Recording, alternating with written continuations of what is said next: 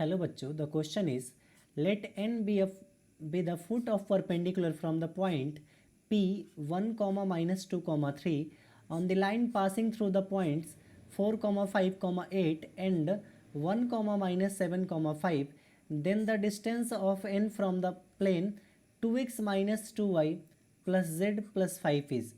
तो इस क्वेश्चन में हमको क्या फाइंड आउट करना है कि ये जो प्लेन है इस प्लेन से उस पॉइंट का डिस्टेंस कितना है। तो चलिए इसको हम लोग सॉल्व आउट करते हैं। तो सबसे पहले इसमें की कंसेप्ट हम लोग समझते हैं कि की कंसेप्ट इसमें क्या है।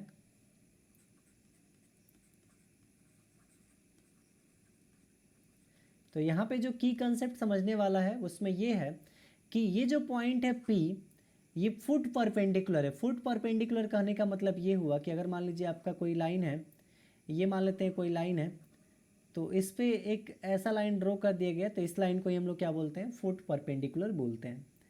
तो ये जो P पॉइंट है ये इस पे क्या है, फुट परपेंडिकुलर है। तो सबसे पहले हम लोग क्या करना होगा, उसका कॉम्बिनेशन बना के हमें वहाँ पे डायरेक्शन रेशियो से इक्वेशन फाइंड आउट करना होगा। डायरेक्शन रेशियो का हेल्प लेके और x1 y1 का हेल्प लेके हमें वहाँ पे लाइन का इक्वेशन फाइंड आउट करना होगा। जब लाइन का इक्वेशन फाइंड आउट हो जाएगा तो उसको k के टर्म में लाके और हमें x y z को निकालना होगा। जब x y z मिल जाएगा तो उसके अकॉर्डिंग हम लोग परपेंडिकुलर डिस्टेंस फाइंड आउट कर लेंगे। तो चलिए इसका स्टेप वाइज हम लोग सोल्यूशन समझते हैं। तो गिवन जो मेरे पास है पॉइंट एक P है, तो P पॉइंट जो मेरा है वो कितना है, 1 कॉमा माइनस 2 कॉमा 3।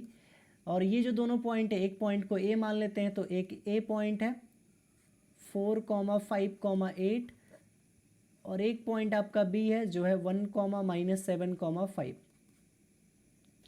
तो ये जो P है, A और B लाइन, ये और B से एक लाइन बन रहा है, उस पर परपेंडिकुलर है। तो यहाँ पे हम लोग इसका फिगर एक ड्रॉ कर लेते हैं, एक रफ फिगर। तो हम यहाँ पे एक फिगर को ड्रॉ कर लेते हैं। यहाँ पे आपका A पॉइंट होगा और कहीं ना कहीं यहाँ पे आपका B पॉइंट होगा। इस पे एक P पॉइंट आपका क्या है, परपेंडिकुलर है। ये आपका P पॉइंट है जो यहाँ पे परपेंडिकुलर है। जहाँ मान लेते हैं जहाँ पे परपेंडिकुलर कट रहा है उसका पॉइंट क्या है, Q है।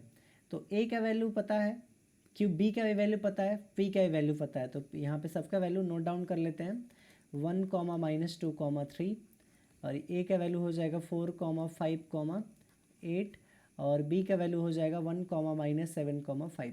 सबसे पहले हम लोग क्या करेंगे कि इस वाले लाइन का इक्वेशन फाइंड आउट कर लेंगे। तो इक्वेशन जब हम इसका फाइंड आउट करेंगे तो इक्वेशन क्या होता है, x माइनस x1 अपॉन इन दोनों नीचे वाले लाइन का निकाल रहे हैं तो इसका डायरेक्शन रेशियो, x का डायरेक्शन रेशियो मतलब डायरेक्शन रेशियो ऑफ x, इसको dRx लिख देते हैं, minus equal to y minus y1 और y का डायरेक्शन रेशियो dy ले लेते हैं, equal to z minus z1 और इसका डायरेक्शन रेशियो क्या ले लेते हैं, dz ले लेते हैं।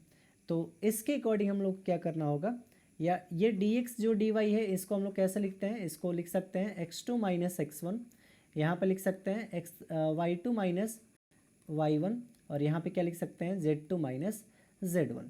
अब इसको हम लेके चलेंगे तो यहाँ पे x माइनस x1 किसको यूज करेंगे, तो इसमें कन्फ्यूजन नहीं करना है। इसमें हम लोग x1 x2 जो है वो इस वाले को यूज करेंगे, जो सेकेंड वाले पार्ट में होगा उसी को हम लोग x1 x2 यूज करेंगे और फर्स्ट वाले पार्ट को x2 x3 यूज करेंगे। तो चलिए हम यहाँ पे पुट करते हैं इसको। तो x माइनस यहाँ पे हो जाएगा आपका x माइनस x1 आपका कितना है, x1 आपका इसको मानना है x1 y1 और z1, इसको मानना है x2 y2 और z2।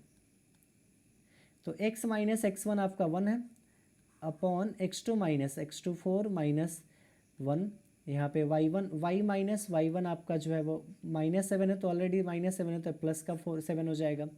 y2 आपका 5 माइनस y1 आपका है, y1 क्या हो जाएगा, प्लस का 7 हो जाएगा, equal to z minus z1 आपका 5 upon z2 minus z1, z2 का वैल्यू आपका है 8 माइनस z1 का वैल्यू 5। इसको नेक्स्ट पेज में लिखते हैं हम लोग। तो ये हो जाएगा x माइनस 1 अपॉन यहाँ पे आपका 4 माइनस 1 हो जाएगा 3,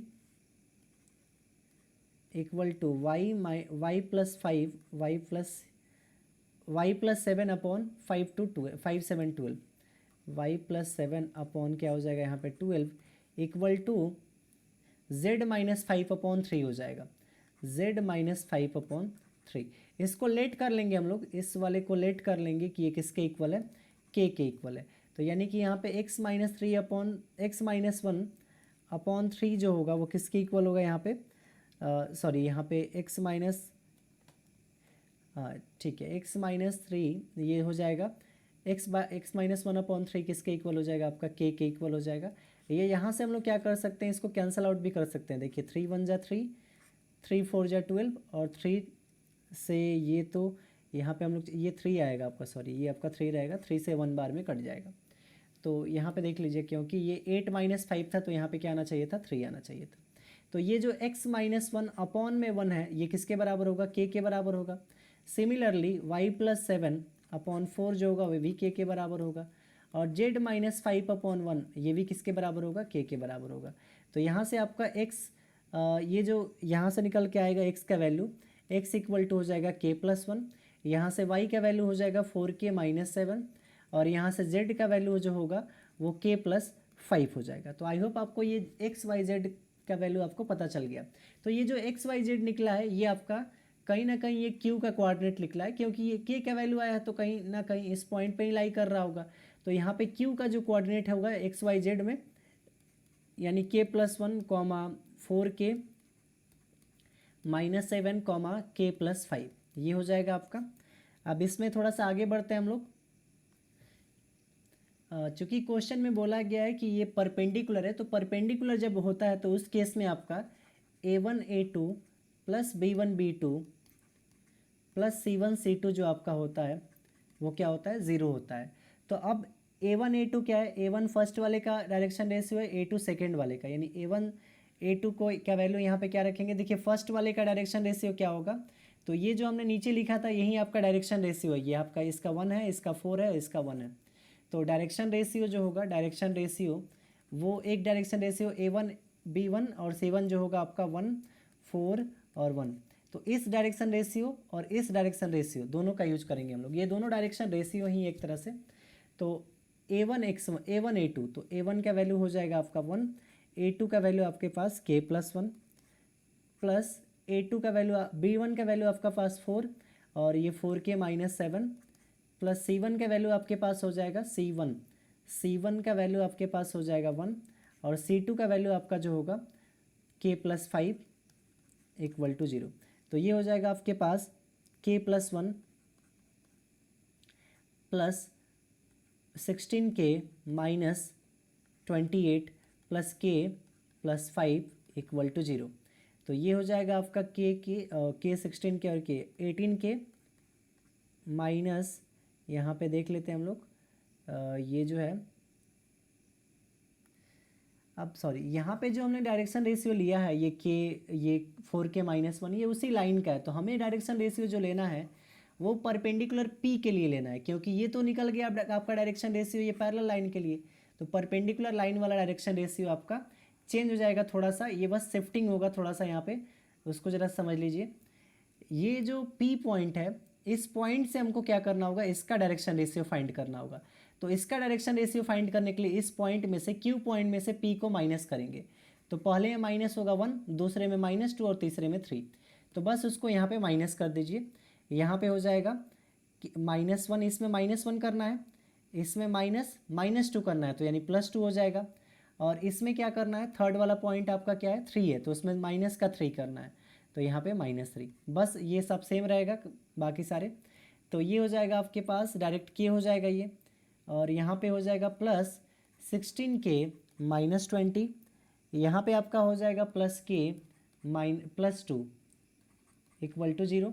अब यहाँ पे आपका 18k माइनस 18 इक्वल टू 0 हो जाएगा, that means k will be equal to 1। तो k का वैल्यू यहाँ से क्या आ गया 1। तो अब हम लोग क्या करेंगे, p पॉइंट को फाइंड आउट कर लेंगे k की जगह पे रख के। तो अब जो मेरा q का वैल्यू q का वैल्यू जो है आपका q क्या आया है k plus 1 4k minus 7 k plus 5, इसका वैल्यू हम लोग फाइंड आउट कर लेंगे। तो q का वैल्यू आपके k का वैल्यू 1 आया है तो 1 रखेंगे, 1 प्लस 1 ये हो जाएगा 4 × 1 माइनस 7 ये हो जाएगा 1 + 5, तो Q का वैल्यू यहाँ पे हो जाएगा 2, ये -3 हो जाएगा, ये 6 हो जाएगा। तो Q का हमने वैल्यू फाइंड आउट कर लिया। अब हमने जो फिगर बनाया था उस फिगर को एक बार और हम लोग समझते हैं यहाँ पे, क्योंकि फिगर के अकॉर्डिंग ही आपको समझ में आएगा कि हमें करना क्या था। तो A हो गया, B हो गया, यहाँ पे पॉइंट आपका क्या था, Q था, और ये पॉइंट आपका क्या था, P था। तो ये जो परपेंडिकुलर है इस पॉइंट से ही पता करना है कि ये जो n था हमें क्या दे रखा था, देखिए यहाँ पे the distance of n from the plane. तो इस प्लेन से n का डिस्टेंस कितना है, तो यहाँ पे हम लोग एक प्लेन को ड्रॉ कर लेते हैं। ये आपका प्लेन कुछ ऐसा है, ये हम मान लेते हैं मेरा क्या है, प्लेन है। तो इस प्लेन को हम लोग लेट कर लेते हैं, और यहाँ पे आपका n है, n पॉइंट कोई है। तो इस पॉइंट से, Q पॉइंट से इस बीच का परपेंडिकुलर डिस्टेंस निकाल देंगे हम लोग, तो वही मेरा आंसर हो जाएगा। यानी कि यहाँ का हमको परपेंडिकुलर डिस्टेंस चाहिए, परपेंडिकुलर डिस्टेंस यानी PD मान लेते हैं उसको, परपेंडिकुलर डिस्टेंस। तो हमें उसको फाइंड आउट करना है। तो यहाँ पे परपेंडिकुलर डिस्टेंस जो होता है उसका फॉर्मूला ध्यान देना है हमको, परपेंडिकुलर डिस्टेंस। तो ये फॉर्मूला आपका परपेंडिकुलर डिस्टेंस के लिए, ये नॉर्मल जो प्लेन है इसका इक्वेशन क्या दे रखा है उस इक्वेशन को हम लोग लिख लेते हैं। इक्वेशन है 2x - 2y + z + 5। तो इक्वेशन की जगह पे 2x - 2y + z + 5 = 0 है। सबको हम यहाँ पे पुट करेंगे, तो ये जो वैल्यू होगा आपका मोड में रहेगा। परपेंडिकुलर डिस्टेंस हमेशा पॉजिटिव रहता है, इसलिए मोड लगा देते हैं। एक x की जगह पे 2x माइनस ये 2y और प्लस z + 5 अपॉन क्या हो जाएगा आपका a²। a की जगह पे यहाँ पे 2 है तो 2 का स्क्वायर प्लस -2 का स्क्वायर भी यहाँ पे होगा, +1 का स्क्वायर यहाँ पे हो जाएगा, z का कोफिशिएंट। तो इन सब को जब हम लोग करेंगे सॉल्व, अब x y z की जगह पे क्या रखें, तो x की जगह पे ये रखेंगे, y की जगह पे ये और z की जगह पे ये। तो अब उस सबको पुट कर देंगे जब हम, तो ये हो जाएगा 2 × x की जगह पे 2 माइनस 2 × y की जगह पे -3 प्लस z की जगह पे 6 प्लस ऊपर 5, नीचे हो जाएगा आपके पास रूट अंदर 4 + 4 + 1, ये हो जाएगा आपका। अब इसको हम लोग थोड़ा सा आगे ले चलते हैं, तो ये हो जाएगा ऊपर में मोड में 4 + 2 3 × 6 हो जाएगा यहाँ पे, और प्लस में यहाँ पे फिर से 6 + 5 + 6 + 5, और नीचे में रूट में क्या आया है, रूट में 4 4 1 यानी 9 हो गया, 9 का स्क्वायर रूट आपका 3 हो जाएगा। अब ये पॉजिटिव है तो मोड तो हटा ही देंगे हम लोग, ऊपर वाला ऐड करेंगे तो 6 6 12 और 9 21 ओवर नीचे में क्या हो जाएगा आपका 3। इसको कैंसिल आउट करेंगे तो कितना आ जाएगा 7 यूनिट। तो 7 यूनिट मेरा परपेंडिकुलर डिस्टेंस हो जाएगा इस क्वेश्चन में। तो हम लोग चेक कर लेते हैं according to option number C जो होगा इसमें करेक्ट होगा। So hope you understand our explanation. So thanks for watching and best of luck.